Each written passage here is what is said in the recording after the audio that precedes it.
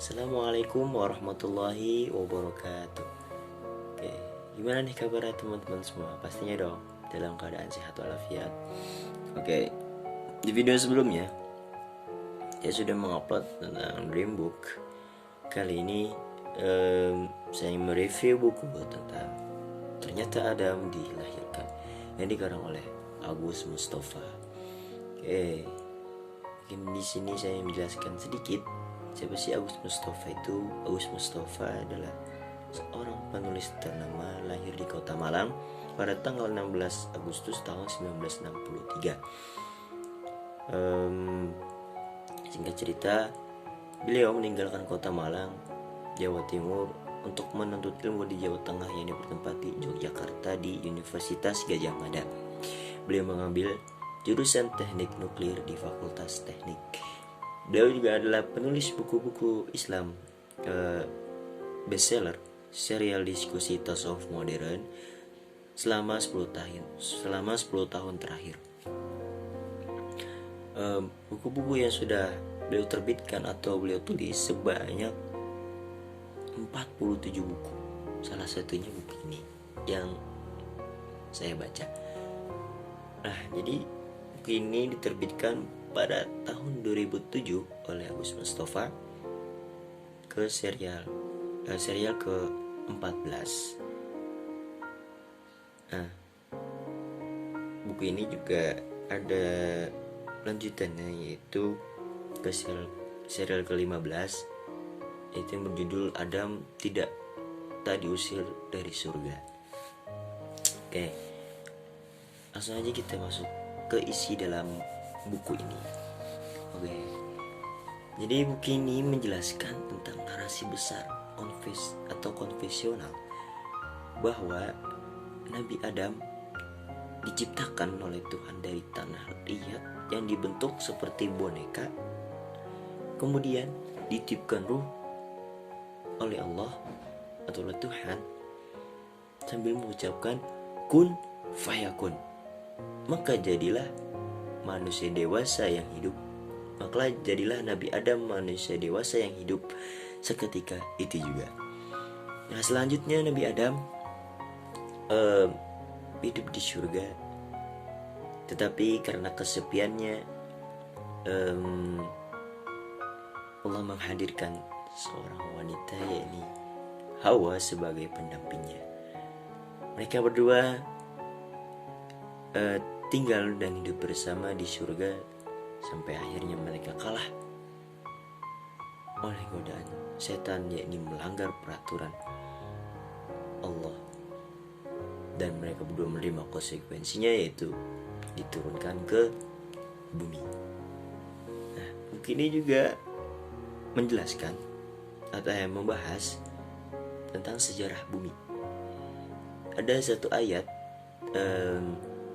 yang masih bertentangan dengan sejarah bumi ini, yakni surah Al-A'raf ayat 25, yang artinya di bumi itu kamu hidup, di bumi itu kamu mati, dan di bumi itu pula kamu akan dibangkitkan.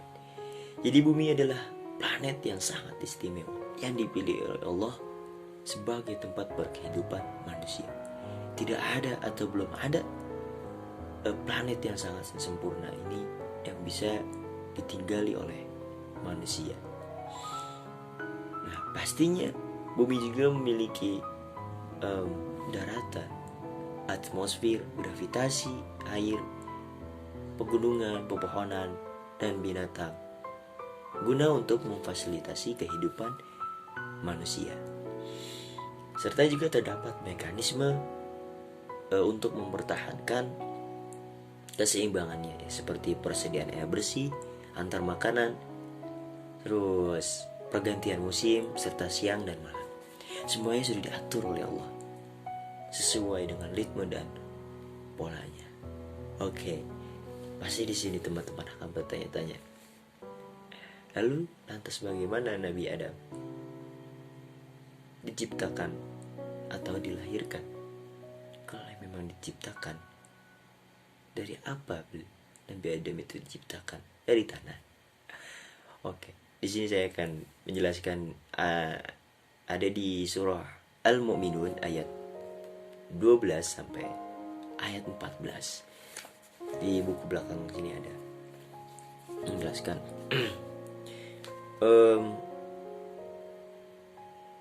Ayat 12 pertama. Dan sesungguhnya kami telah menciptakan manusia dari suatu saripati dari tanah.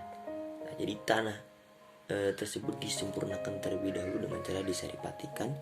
Kemudian kami jadikan saripati itu air mani yang disimpan dalam tempat yang kokoh, yaitu rahim. Nah, kemudian air mani itu kami jadikan segumpalan darah. Lalu segumpalan darah itu kami jadikan segumpal daging. Dan segumpalan daging itu kami jadikan tulang berulang. Lalu tulang berulang itu kami bungkus dengan daging. Kemudian kami jadikan dia makhluk yang berbentuk lain. Maka Maha Suci Allah, pencipta yang paling baik. Nah, ada satu ayat lagi yang masih nyambung dengan ini, yakni surah Al-Imran ayat 59, yang artinya sesungguhnya perumpamaan penciptaan Isa bagi Allah seperti penciptaan Adam. Dia menciptakan dari tanah. Dia itu siapa? Allah. Allah menciptakan dari tanah. Kemudian dia berkata kepadanya, jadilah. Maka jadilah sesuatu itu. Sesuatu itu siapa? Nabi Adam, manusia dewasa yang hidup seketika itu juga.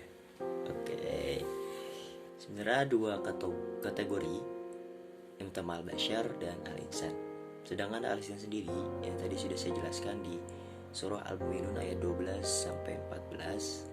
Nah, sedangkan al-bashar sendiri lebih merujuk kepada penciptaan dari tanah langsung dan berupa fisik seperti kepala, tangan, perut, badan, kaki, dan lain-lain.